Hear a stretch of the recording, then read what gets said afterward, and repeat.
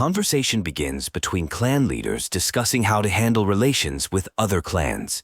They establish a diplomatic approach where willing clans will be accepted, peaceful ones respected, but those who draw weapons will receive a declaration of war. The leaders discuss the power of written language as a weapon, despite others not yet having writing systems. One leader believes written characters are their most powerful tool, though his companion doesn't fully understand how words could be more powerful than physical weapons. The conversation shifts to the importance of recording even casual conversations as they become history. The chieftain explains how their expanding clan requires new words for everything they encounter. Different birds, beasts, and fish now need specific names as their domain grows. One leader expresses curiosity about the grand river they travel along, wondering about its origin, how many people live along it, and what kind of lives they lead. They contemplate whether they can learn from thriving communities or help struggling ones. The chieftain orders a decree announcing their march to conquer an upstream clan that challenged them. Those willing to join will receive conquered land, while others may stay behind. When questioned about planning for possible defeat, the chieftain dismisses this concern entirely. The clan encounters a snow-covered mountain during summer. They learn it's called Snow Mountain by recently surrendered clans who warn that those who venture near never return. Despite the ominous reputation, the chieftain remains determined to advance. The scene shifts to a modern setting in Qingyu City where an evacuation is underway.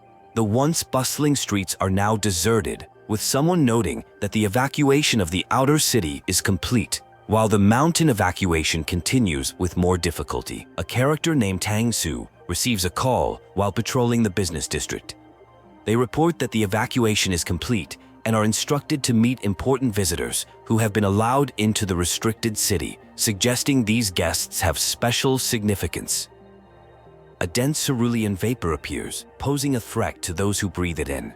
The mist grows thicker toward the bottom of the mountain, requiring special equipment, a mist-clearing lamp that can condense the vapor back into liquid, though its effects are limited. Conflict arises with some residents who refuse to evacuate. They demand to know when they can return home, but are told they must wait until the unusual mist clears. The residents are skeptical that this is more than ordinary weather, creating tension with evacuation personnel. The evacuation leader notices signs of people searching for something, but prioritizes following Master Yuan Chuan's orders. Meanwhile, elsewhere, travelers approach Mount Tianli and will soon have a view of Qingyu City, suggesting multiple storylines converging at this location. The group discusses their ongoing conflict with the Tianli clan, revealing they faced 14 encounters, resulting in 3 draws and 11 defeats. This unprecedented setback has the group concerned about their strategy moving forward.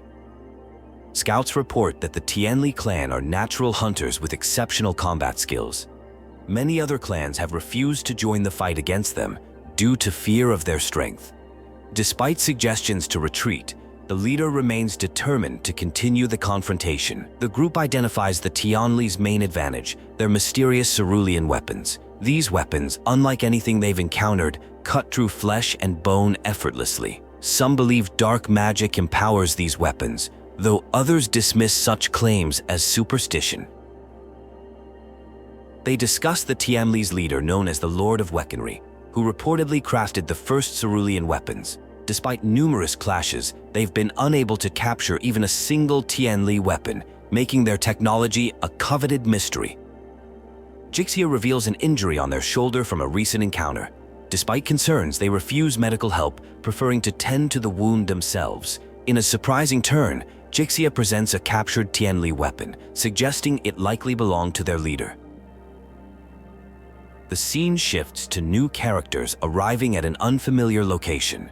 They're greeted by Tang Zi, an eccentric drone enthusiast who insists on taking group photos despite the serious nature of their mission.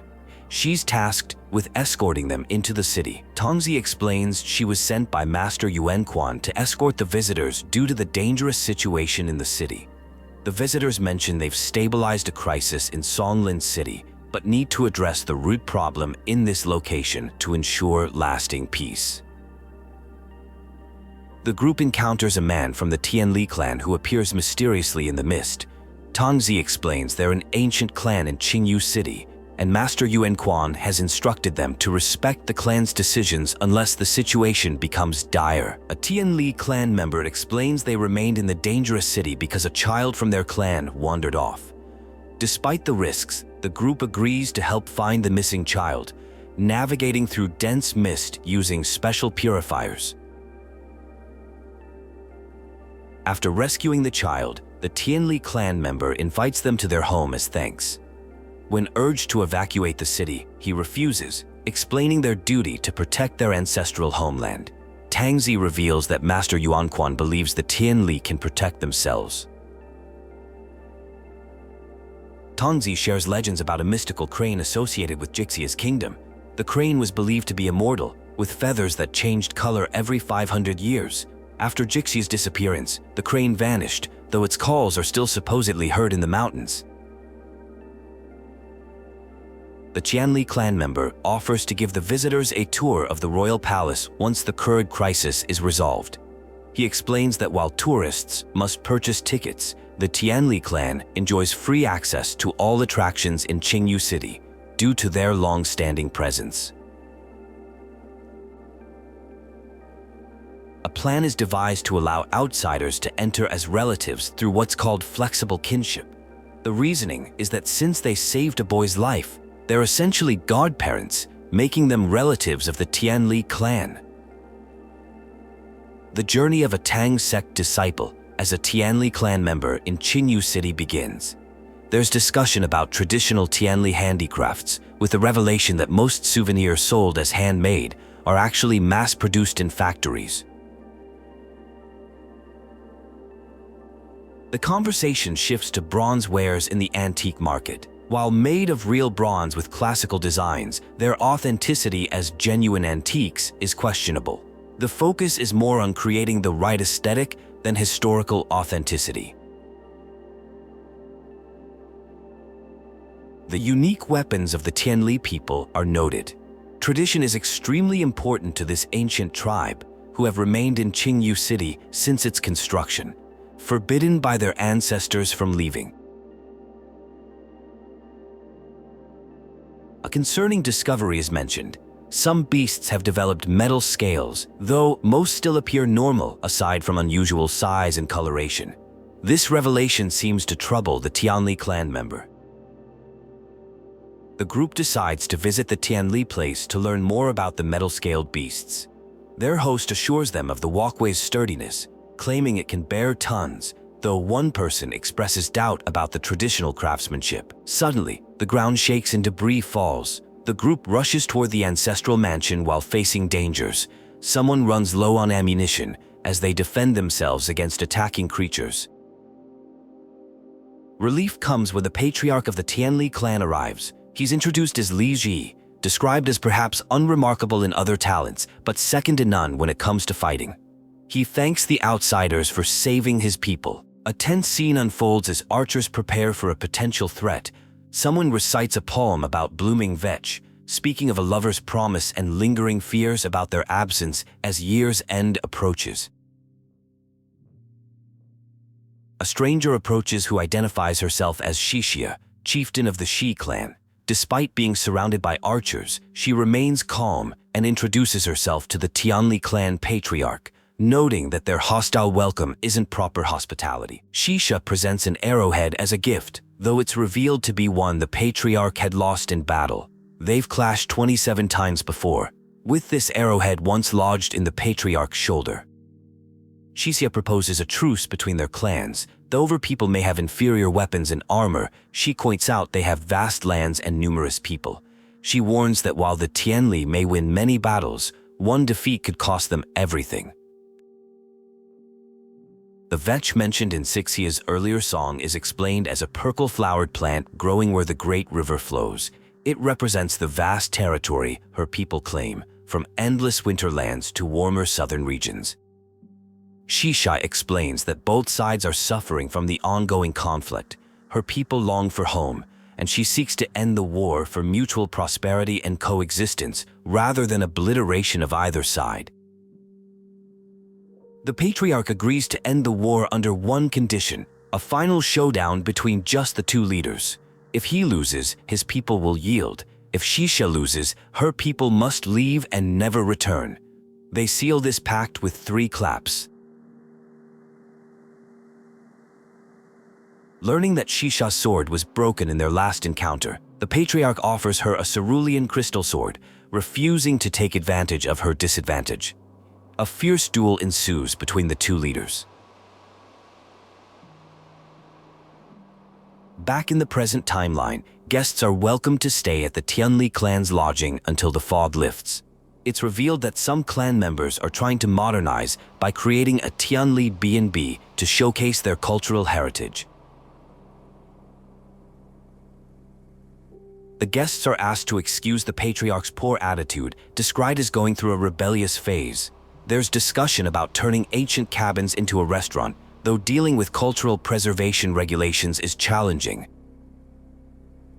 Surprisingly, it's revealed that the Patriarch receives only pocket money, with older clan members managing finances to ensure he develops good spending habits, despite his position as leader.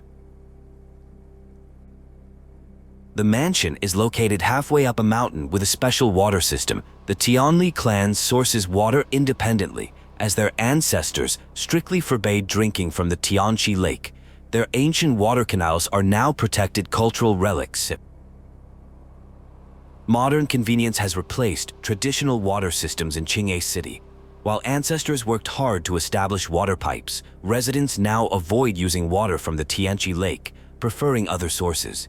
The government is expected to address the ongoing water crisis affecting the area.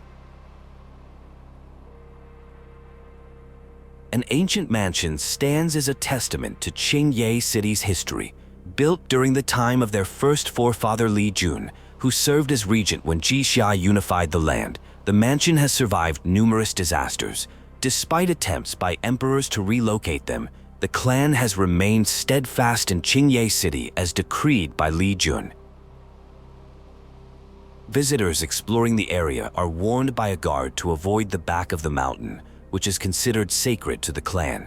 The hungry travelers are then invited to enjoy a meal featuring traditional dishes made with local ingredients from Qingyu City. During the meal, it's revealed that the clan never uses water from Tianchi Lake, maintaining this tradition despite the inconvenience of traveling far for water in the past.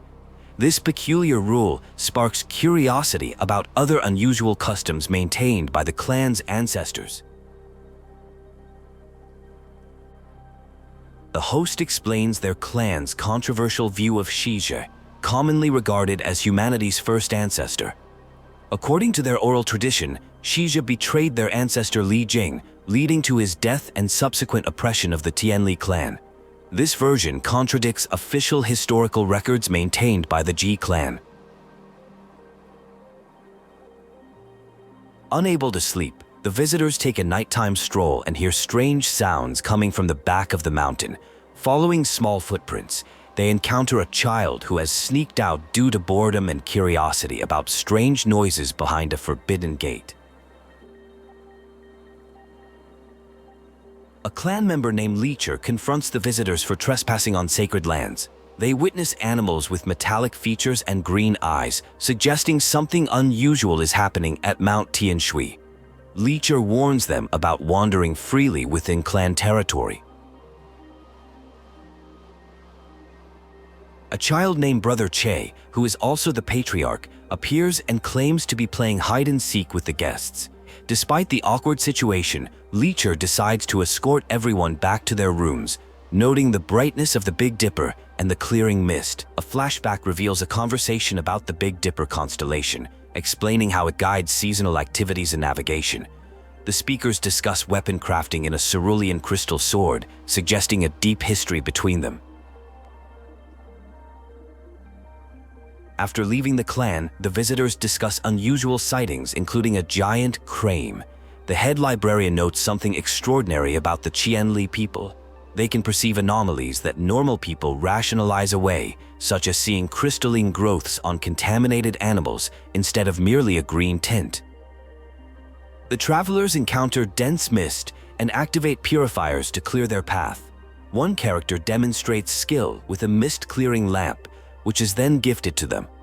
As the mist clears, their signal improves, suggesting they're regaining connection with the outside world. The journey begins with an attempt to contact Master Yuan Quan through the clearing mist.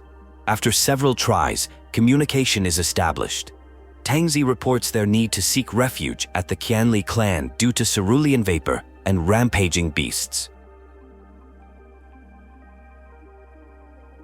Master Yuan Quan commends their quick thinking and instructs them to escort the head librarian to the heart of the royal palace. He warns about the precarious situation at the dam they must pass through and emphasizes the importance of delivering their guests safely. As they approach the restricted royal area, they discuss the fairy waterfall cascading from Tianli Lake. The waterfall's flow was halted when the lake was identified as the pollution source, but many ancient sluice gates weren't functioning properly, allowing polluted water to seep downstream. Hanzi meets them at the dam, warning about the temporary repairs and intense cerulean vapor pooling there. They're advised to move quickly due to the dam's uncertain stability and detected seismic activity near Mount Tianshi. They're greeted by another guide who recognizes the head librarian as Master Gan Chen's guest. They're directed through a hidden passage leading to the royal palace, marking the successful completion of their difficult journey. Upon reaching the royal palace, they learn about its history, founded by Jixia, who chose this location as the nation's core. The guide recites a poem about Qingyu city, highlighting its historical significance as a place where all monarchs bowed and kingdoms united. Ming Xiaomin from Weixi introduces herself as their new guide assigned by Master Yuan Chuan. She warns about the palace's complex layout and advises them to stay close to avoid getting lost. Ming explains the palace's historical function, housing both the emperor and government offices.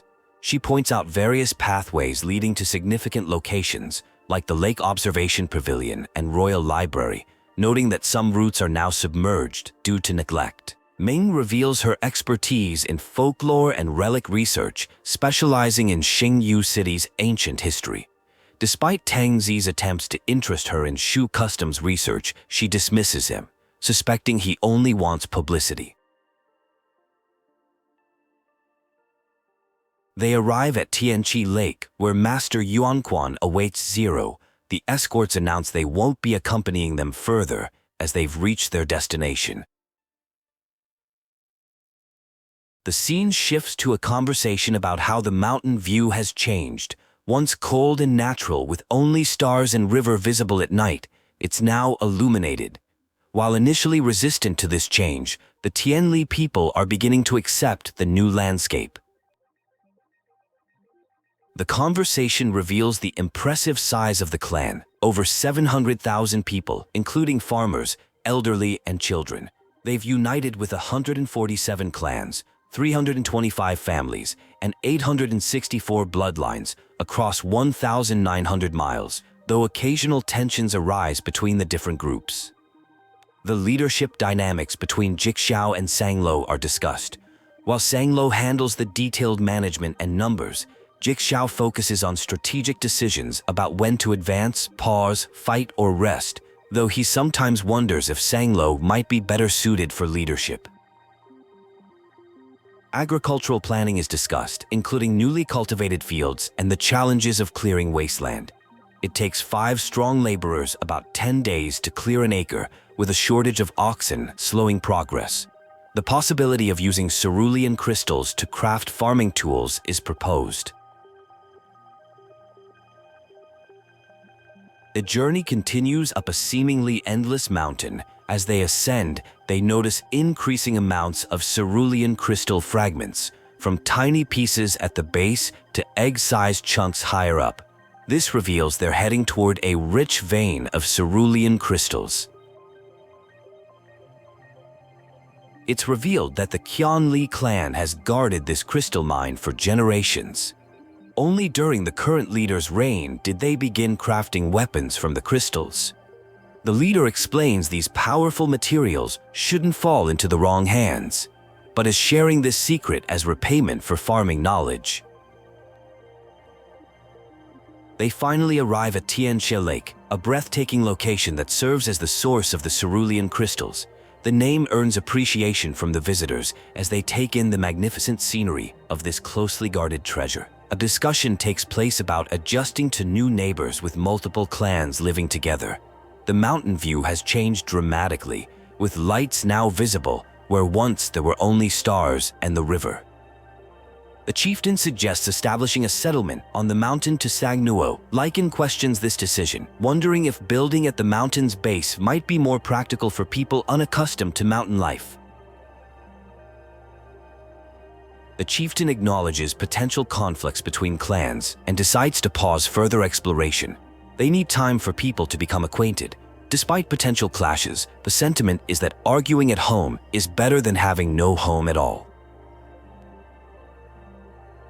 An ancient pillar is discovered that appears to predate humanity itself. The explorers investigate this mysterious structure with curiosity and caution. The group discovers a remarkable lake and decides it would be the perfect location to build their city.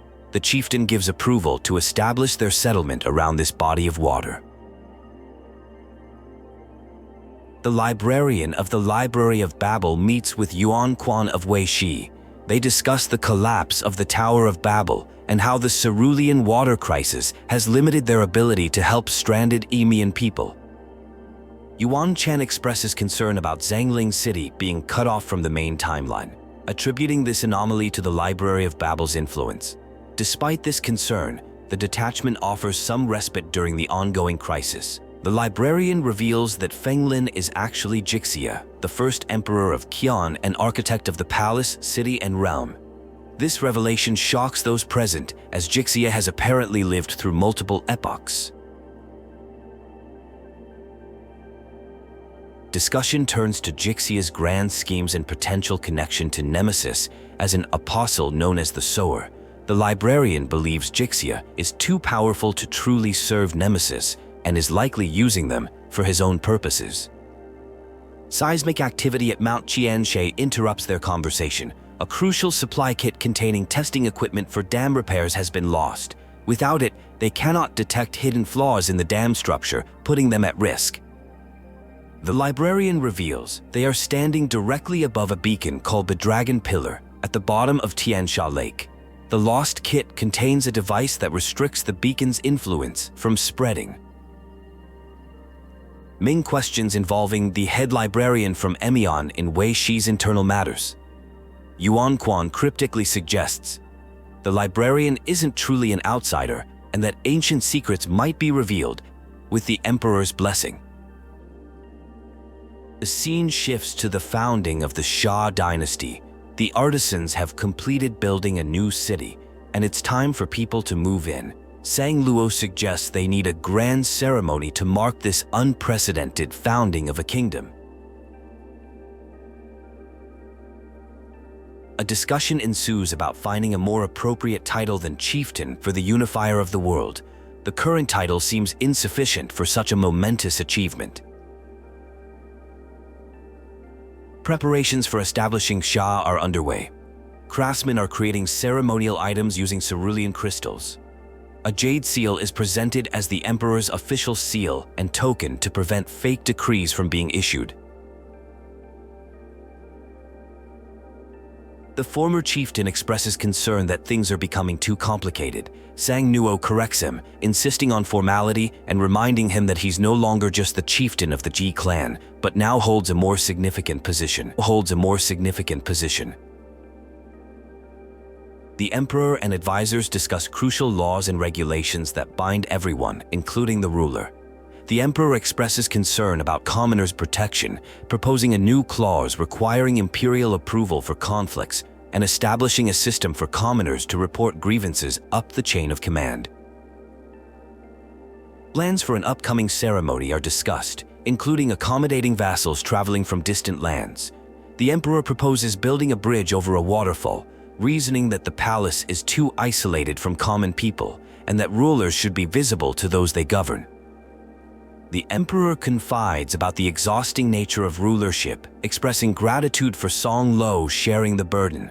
A companion offers understanding, acknowledging that even the strongest need occasional respite from constant responsibilities. A moment of leisure occurs when someone introduces a newly invented bamboo instrument called a flute. Despite the inventor's struggles to play it properly, another person demonstrates unexpected talent with the instrument, creating beautiful music that impresses everyone present. The ancient Tianli Lake Dam is described as a forbidden domain established by Emperor Jixia. Historical records indicate the dam has been reinforced over generations, separating royal residences from common areas. The engineering is praised for withstanding millennia. An earthquake causes the dam to crack. Someone with knowledge of dam structures offers to inspect it. Upon examination, they notice unusual design elements, suggesting the dam might have originally been a bridge encased in stone, contrary to standard engineering practices. A group discovers equipment in the grass including flaw detection devices, portable generators, and stone components. These items are intended for sealing a beacon that's causing the spread of cerulean water. The plan involves containing the beacon in a specialized cylindrical sarcophagus. Someone expresses suspicion about the situation, noting the enemies encountered so far seem mindless and instinct-driven rather than coordinated.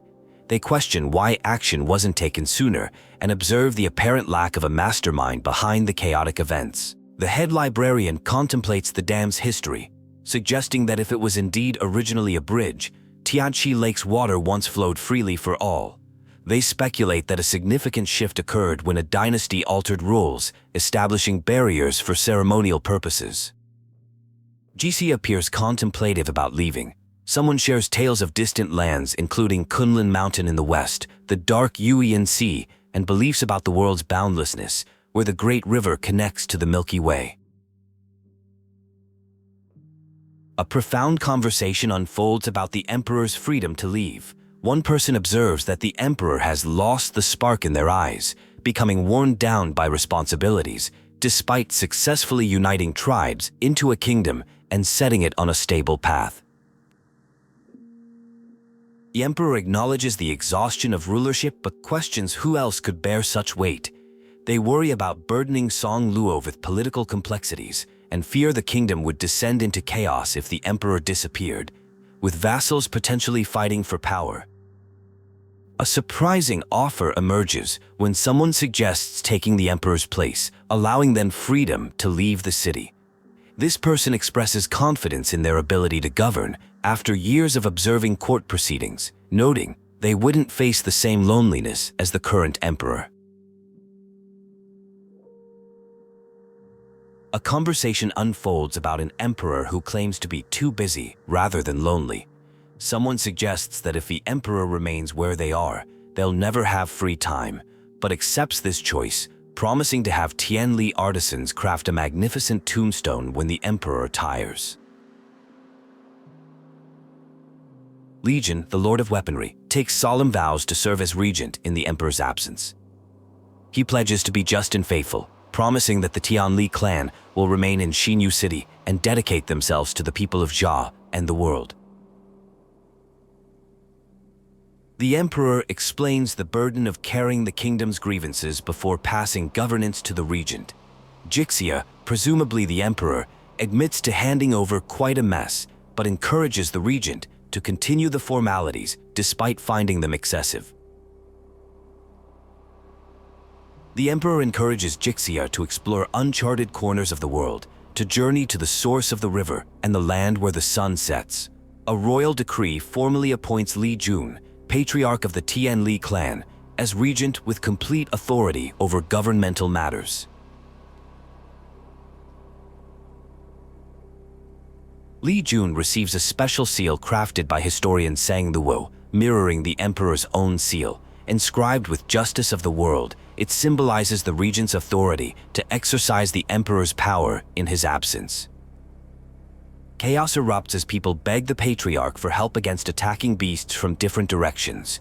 After their bickering becomes too much, the patriarch decides to handle the situation alone, noting that outsiders left behind purifiers unnecessarily. The patriarch struggles against numerous beasts, fearing exhaustion. A mysterious figure appears and helps defeat the threats. After the battle, This stranger reveals himself as a very old friend of the Tianli clan and advises evacuation from the city. The patriarch resists leaving, citing an ancestral decree that forbids the Tianli people from abandoning the city unless absolutely necessary. The mysterious helper insists the current crisis qualifies as necessary and that the Ancestor wouldn't fault them for leaving. The mysterious figure compliments the patriarch's skills before departing, surprisingly knowing his name is Li Qi. This leaves Li Qi confused about how the stranger knew him and why he emerged from their ancestral mansion. The scene shifts to a group retrieving airdrop supplies, including sarcophagus parts for a dragon pillar. They credit technology from the Delphic Oracle and thank someone called the head librarian and Zero for their assistance. The head librarian learns about Bifeng, a legendary crane from Mount Tianshui. This crane was cherished by Jixia, founder of their nation, thousands of years ago. A nursery rhyme suggests that as long as Bifeng remains, peace will reign in the land. Bifeng, the legendary bird, appears after years of absence. The group realizes the crane seems to be inviting someone to join in its dance, as was tradition during Xia festivals in Jixia's time. The group debates what the crane wants: food, intimidation, or play. They notice its unusual cerulean feathers that look dangerous. When the crane suddenly takes flight, they prepare for a more serious encounter. The group decides to face the crane seriously, stating they're there to stop immortality from polluting the world. A battle ensues with references to preparing a heart to fry and someone becoming the plate. A philosophical statement emerges about how one can accompany another for 1,000 miles, but parting is inevitable. Death is described as unavoidable since ancient times, with no exceptions. A mysterious figure offers to share a legend about immortality.